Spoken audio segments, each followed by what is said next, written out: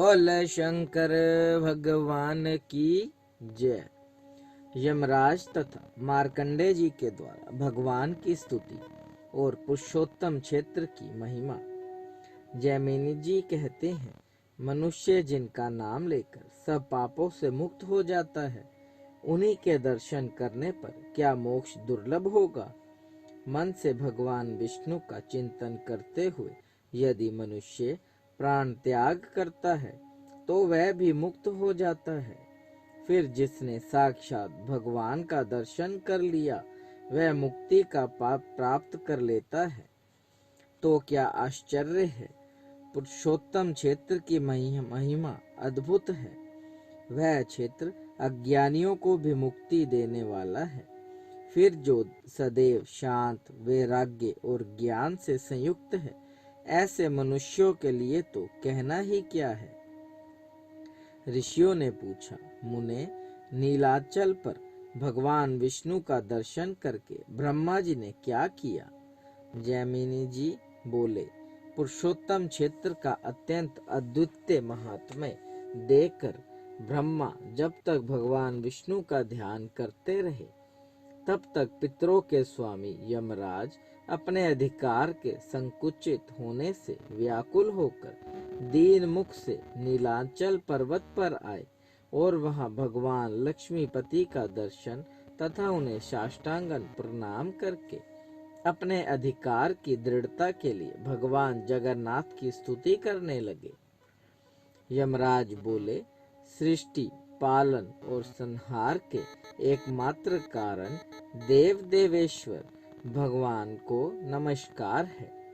सूत में मणियों की भांति आप में यह सब जगत गुंथा हुआ है। आपने ही इस विश्व को धारण किया है, आपने ही इसकी सृष्टि की है तथा आप ही इसका पालन पोषण भी किया करते हैं। चंद्रमा और सूर्य आदि का रूप धारण करके आप सदा समस्त संसार को प्रकाशित करते हैं।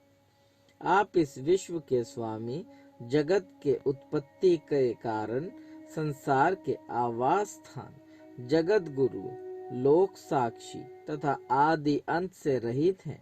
आपको नमस्कार है, बारंबार नमस्कार है। प्रभु, आप उत्तम करुणा रूपी जल से भरे हुए समुद्र हैं। आपको नमस्कार है।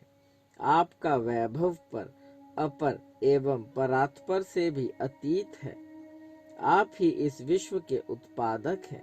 संसार के संताप रूपी हिम को सुखा डालने वाले सूर्य, आपको नमस्कार है। दीन बंधु, आपको नमस्कार है। आपने अपनी माया से समस्त वैभवों की रचना की है। तीनों गुण आपकी रस्सी हुई है। आपको मेरा नमस्कार है। कमल केसर की भांति निर्मल पित्त वस्त्र धारण करने वाले, आपको नमस्कार है।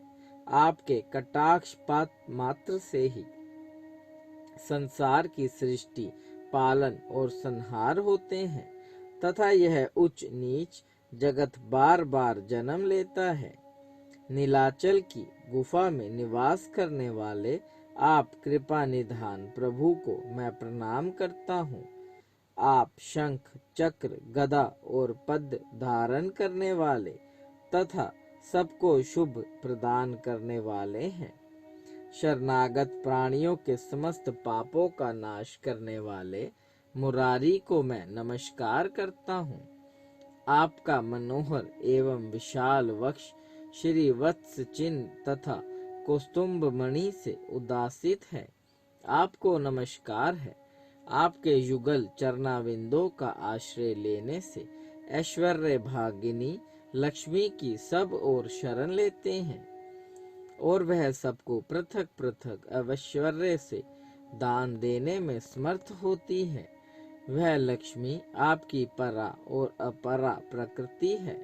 वे समस्त शुभ लक्षणों से लक्षित होती है तथा आप लक्ष्मीपति के वक्ष स्थल पर नित्य निवास करती हैं।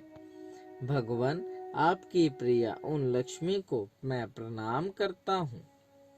उस समय यमराज के इस प्रकार स्तुति करने पर परम संतोष को प्राप्त हुए भगवान लक्ष्मीपति ने अपने वाम पार्श्व में बैठी हुई लक्ष्मी जी की ओर कटाक्ष पूर्वक देखकर उनसे कुछ कहने के लिए संकेत किया।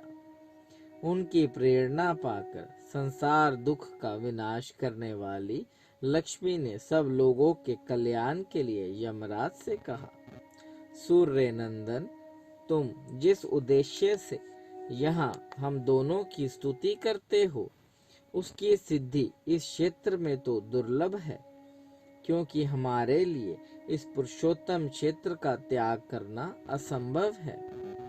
इस क्षेत्र में कभी कर्मों के फल प्राप्त नहीं होते। यहाँ बसने वाले मनुष्यों तथा पशु पक्षियों के पाप भी जलकर भस्म हो जाते हैं। इस क्षेत्र में नीलेंद्र मणि के समान मनोहर श्याम विग्रहधारी साक्षात भगवान नारायण का दर्शन करके मनुष्य कर्म बंधन से मुक्त हो जाता है। अतः इसको छोड़कर अन्यत्र कर्म भूमि में ही तुम्हारा अधिकार है। जो तुम्हारे भी प्रतिमा हैं, वे ब्रह्मा जी इस क्षेत्र का महात्म्य जानकर भगवान गदाधर की स्तुति करते हैं। इसलिए जो प्राणी यहाँ निवास करते हैं, वे तुम्हारे वश में जाने योग्य नहीं है। यहाँ जीवन मुक्त एवं मुमुक्षु पुरुष निवास करते हैं। लक्ष्मी जी के इस प्रकार समझाने पर लज्जा से विनीत हो यमराज ने कहा, सुरेश्वरी, आपने जो यह कहा है कि यह क्षेत्र भगवान विष्णु के सानिध्य से मोक्ष देने वाला है, सो ठीक है। ईश्वर की इच्छा निरंकुश प्रतिबंध रहित होती है। जो मनुष्य शिव भक्तों के साथ विष्णु अन्यत्र किसी को बंधन देते हैं, वही यहाँ मोक्ष प्रदान करते हैं। माते, मेरे तथा स्वर्ग नरक के भी वे सृष्टा हैं। अतः यदि उनकी इच्छा से यहाँ मरे हुए लोगों को मोक्ष प्राप्त होता है, तो इस क्षेत्र का प्रमाण और यहाँ निवास करने का फल आदि सब बातें मुझे विस्तार पूर्वक बतलाइए। लक्ष्मी देवी ने कहा, रवि नंदन, जब समस्त चराचर जगत नष्ट होकर प्रलय काल के समुद्र में डूब चुका था, उस समय 7 कल्पों की जीवित रहने वाले मार्कंडे मुनि कहीं भी ठहरने के लिए स्थान न पाकर बहुत चिंतित हुए। उन्हें कहीं भी शांति नहीं मिलती थी। जल के समुद्र में इधर उधर बहते हुए वे पुरुषोत्तम क्षेत्र में आए। यहाँ उन्होंने अक्षय वट को देखा और एक बालक का वचन अपने कानों से सुना, मार्कंडे, शोक ना करो, मेरे पास आकर अपने अनुपम दुख को छोड़ दो। यह विचित्र वचन जिसके सुनाई देने की इच्छा और आशा नहीं थी, सुनकर मार्कंडे मुनि को बड़ा आश्चर्य हुआ। वे सोचने लगे, इस महाभयानक एकावर्ण के जल में यह क्षेत्र नौका की भांति दिखाई देता है और इसमें यह महान बरगद का वृक्ष खम्भ के समान खड़ा है। इस प्रलयकालीन एकावर्ण में जब समस्त स्थावर जंगम का नाश हो गया है, तब भूतल का यह प्रदेश बहुत सुस्थिर कैसे प्रतीत होता है। तथा मार्कंडे, आओ, यह स्नेह एवं आग्रह युक्त वचन कहाँ से सुन पड़ता है। यही सब सोचते और जल में तैरते हुए मार्कंडे जी ने शंख चक्र गदा हाथ में लिए भगवान विष्णु को तथा उनके हृदय कमल के आसन पर बैठी हुई मुझ लक्ष्मी को भी देखा। तब उनका चित्त प्रसन्न हो गया और उन्होंने हम दोनों को साष्टांगन प्रणाम किया। तदनंतरन भगवान विष्णु को प्रसन्न करने के लिए वे इस प्रकार स्तुति करने लगे, दया सागर, आज आपके चरणाविंदों की सेवा का प्रसंग पाकर मैं रुद्र, इंद्र और ब्रह्मा जी के समान वैभव संपन्न हो गया हूँ। आज तक सब और संताप उठाता रहा, प्रभु, अब आपकी शरण में आए हुए मुझ दीन की रक्षा कीजिए। आपके युगल चरणाविंद अचिंत्य शक्ति से संपन्न और कल्याण के प्राप्ति के प्रधान कारण है। इसलिए ब्रह्मा आदि देवता सदा उनकी परिचर्या में लगे रहते हैं। मैं तो भक्ति भाव से हीन और दीन हूँ। दया सिंधु, मेरी रक्षा कीजिए। यह समस्त ब्रह्मांड जिनके अंग से उत्पन्न हुआ है और ऐसे कोटि कोटि ब्रह्मांड जिनमें स्थित प्रतीत होते हैं तथा जिनके लीला विलास से ही सबकी सृष्टि, पालन और संहार कार्य होते हैं, वे ही आप विष्णु हैं। भगवन, मुझ अत्यंत दीन की रक्षा कीजिए। जैसे एक ही स्वर्ण कड़े और कुंडल आदि के भेद से अनेक सा प्रतीत होता है, अथवा जिस प्रकार आकाश में उदित एक ही सूर्य आधार की विषमता से विषम प्रतीत होने वाली अनेक जल राशियों में प्रतिबिंबित होकर अनेक रूपों में प्रतीत होता है, उसी प्रकार आप एकमात्र निर्गुण परमात्मा ही भिन्न भिन्न शरीरों में प्रवेश करके अनेकवत्ते प्रतीत होते हैं। हे अपार शक्तिशाली परमेश्वर, आप सब प्रकार की समस्त इच्छाओं से रहित तथा ग्रह और संकल्प से शून्य हैं, तथापि प्रत्येक युगल में दीनों के ऊपर दया करने योग्य शरीर धारण करते हैं।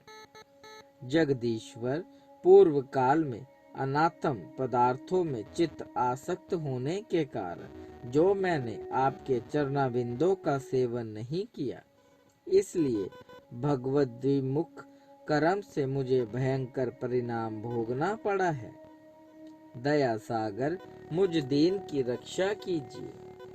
महात्मा ने संपूर्ण लोकों की सृष्टि, पालन और संहार की लीला से सुशोभित होने वाला जो आपका त्रिगुणमय स्वरूप है, वही महतत्व आदि का भी कारण है। आप प्रकृति से परे तथा सबके आदि कारण है। आपको नमस्कार है। सर्वव्यापी जगन्नाथ, मेरी रक्षा कीजिए। मैं संसार समुद्र में डूबा हुआ हूँ। गोविंद, अपनी कृपा कटाक्ष पूर्ण दृष्टि से मेरी ओर देखकर इस भवसागर से मेरा उद्धार कीजिए। इस प्रकार स्तुति करते हुए ब्रह्म ऋषि मार्कंडे को कृपा दृष्टि से देखकर भगवान नारायण इस प्रकार बोले, विप्रवर, मेरे तत्व को न जानने के कारण ही तुम अत्यंत दीन हो रहे हो। तुमने अत्यंत दुष्कर तप का अनुष्ठान किया है, किंतु उससे केवल दीर्घजीवी हुए हो। महामुने, इस कल्प वट के ऊपर पत्ते के दोनों में सोए हुए उस बाल स्वरूप को देखो। वह सबका काल रूप है। उसके फैले हुए मुख में प्रवेश करके वहां सुख पूर्वक रह सकते हो। भगवान के ऐसा कहने पर मार्कंडे जी का मुख आश्चर्य से चकित हो गया। उन्होंने वृक्ष पर चढ़कर भगवान के बाल रूप को देखा और उसमें प्रवेश किया। भीतर जाने पर उन्होंने 14 भुवन देखे। ब्रह्मा आदि देवता, दिक्पाल, सिद्ध, गंधर्व, राक्षस, ऋषि, मुनि, देव ऋषि, समुद्रों से चिन्हित भूतल, अनेक तीर्थ, नदी, पर्वत तथा वनों से उपलक्षित श्रेष्ठ नगर देखा। सातों पाताल और सहस्त्रों नाग कन्याएं देखी। हजारों फणों से सुशोभित संपूर्ण जगत का भार धारण करने वाले शेष नाग का दर्शन किया तथा ब्रह्मांड के मध्य में ब्रह्मा जी ने जो कुछ भी सृष्टि की है वह सब अवलोकन किया। इधर उधर घूमने पर भी कहीं उस बालक के उदर का अंत नहीं मिला। तब पुनः कंठ मार्ग से बाहर निकलकर उन्होंने मेरे साथ पुरुषोत्तम भगवान विष्णु का दर्शन किया। श्री भगवान बोले, मुने, यह विचित्र क्षेत्र मेरा सनातन धाम है, ऐसा समझो। यहाँ ना सृष्टि है, ना प्रलय है, और ना संसार का बंधन ही है। सदा एक रूप से रहने वाले मुझ मोक्षदायक पुरुषोत्तम को यहाँ विद्यमान जानकर इस क्षेत्र में प्रवेश करने वाला पुरुष घनानंद स्वरूप हो, पुनः गर्भ में नहीं आता। महामुनि मार्कंडे ने कहा, प्रभु मैं यहाँ निवास करूंगा, पुरुषोत्तम मुझ पर कृपा कीजिए। श्री भगवान ने कहा, ब्रह्म ऋषि, इस मोक्ष साधक क्षेत्र में मैं प्रलय की समाप्ति प्रयत्न रहूंगा। प्रलय के अंत में तुम्हारे लिए यहाँ सनातन तीर्थ का निर्माण करूंगा, जिसके तट पर तपस्या करके मेरे द्वितीय शरीर शिव की आराधना करते हुए तुम मेरी कृपा से मृत्यु को निश्चित रूप से जीत लोगे। इस प्रकार पहले से वरदान पाए हुए मार्कंडे महामुनि ने वट के वायव्य कोण में भगवान के चक्र से एक कुंड खोदा। उस पवित्र कुंड में रहकर भारी तपस्या से भगवान महेश्वर की आराधना करके उन्होंने मृत्यु को अनायास ही जीत लिया। उन्हीं मार्कंडे जी के नाम से यह कुंड प्रसिद्ध है, जिसमें स्नान करके मार्कंडेश्वर शिव का दर्शन करने से अश्वमेघ यज्ञ का फल मिलता है। यह पुरुषोत्तम क्षेत्र 5 कोस तक तो समुद्र के भीतर स्थित है और 2 कोस तक उसके तट की भूमि पर विद्यमान है। यह अत्यंत निर्मल सुनहरी बालुकाओं से व्याप्त तथा नीलगिरी से सुशोभित है। वे जो विश्वनाथ भगवान शिव हैं, साक्षात नारायण स्वरूप ही हैं। वे भगवान जगन्नाथ की उपासना करने के लिए समुद्र के तट पर निवास करते हैं। यमराज के दंड का भय नष्ट करने के कारण उनका नाम यमेश्वर है। उनका दर्शन और पूजन करने से कोटि शिवलिंगों के दर्शन और पूजन का फल प्राप्त होता है।